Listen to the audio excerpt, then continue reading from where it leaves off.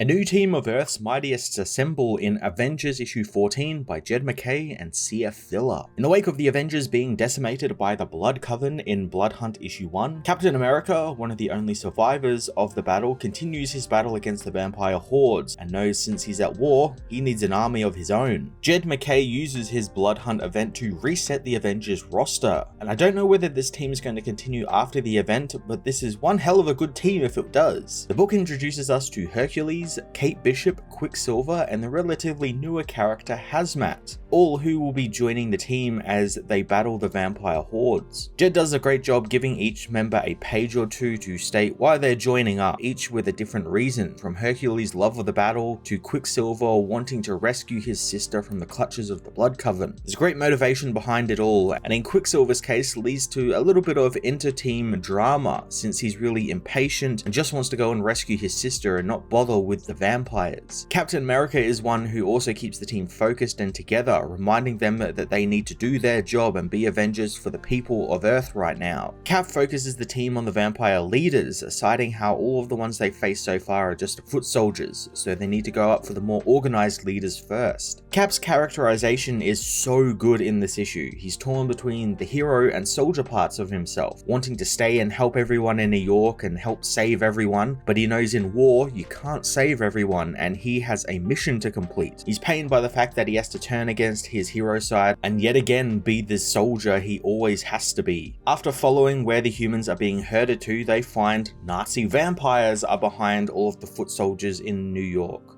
Much like Nazi zombies, you can't really do a big horror monster-centric event without involving Nazis somewhere in the story, be it the monsters are the creation of Nazis, or, there's a Nazi character involved somewhere, and here we have Nazi vampires. And that's something I am all for, especially because we get Captain America punching said Nazi vampires. As the team fight on, we see them actually becoming a bit more of a team, and I like that it wasn't something that was drawn out, because that was something that I really didn't like about the first couple of issues of MacKay's Avengers. It felt super drawn out to get the team together, get them, bonding together and everything, and as an actual Avengers team by the end of that first arc. It took way too long. So he seems to have somewhat learnt his lesson here, where he's like, right, we're just going to do it all in one issue. These people have been on the Avengers before in some way, somehow, so they all know sort of what the rub is, what the go is, so we're just going to go straight into it. They're all being led by Captain America, so they're extra inspired, and we have a team now, and I like that it just gets it out of the way in this first issue of the tie-in. Through this as well, we learn that Cap is able to defeat the vampires because he actually has a silver-edged shield. His shield isn't his usual shield, and it's commented on that it doesn't fly straight because it's silver-edged, so it's a little bit more weight to it. And I like that they tie that back to when he was transformed into a werewolf. It's a neat little bit of connective tissue, and it gives him a weapon as well that can actually defeat the vampires. He's not just, hitting them and they just burst into flame or anything. There's a reason why he's able to defeat them so easily. Eventually, the team best the Nazi vampires, only to be sucked up into a Nazi vampire helicarrier by Baron Blood, another old school Marvel vampire who's fought the Avengers and Captain America, so there's some great ties there. And of course, this event is going to bring back all these cool vampire characters that we never really see all that much of, so I'm looking forward to that aspect of the event. I've said it before and I'm gonna say it again, but obviously Blood Hunt has a lot of tie-ins, like a real lot of tie-ins, and I'm really worried about which tie-ins you're gonna have to read versus which tie-ins are actually gonna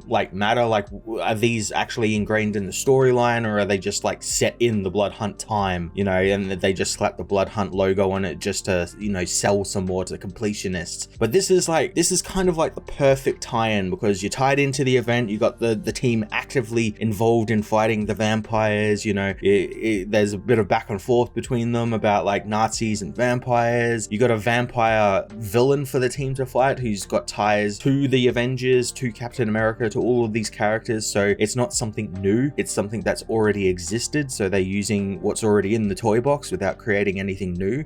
But we are obviously going to get something new with the Blood Coven coming back in some form, but it really is just the perfect tie-in. It's got a bit of everything: action, adventure, it's a bit of comedy. It's drawn really well by C.F. Villa, who's done amazingly on the Avengers book so far. His art has been fantastic across the board. So this is really just one of those tie-ins that works. This is a tie-in that works, and it should work. It's an Avengers book. It needs to work. It's going to be the one that people are going to pick up because it's an Avengers book. The Avengers issue 14 was a pretty short and to the point issue that did a good job setting up the new interesting Avengers team for the Blood Hunt event. Couple that with a classic case of Nazi vampires that needs smashing, and you've got a cool action-packed tie-in that is well worth the money. I'm going to give this issue an 8 out of 10.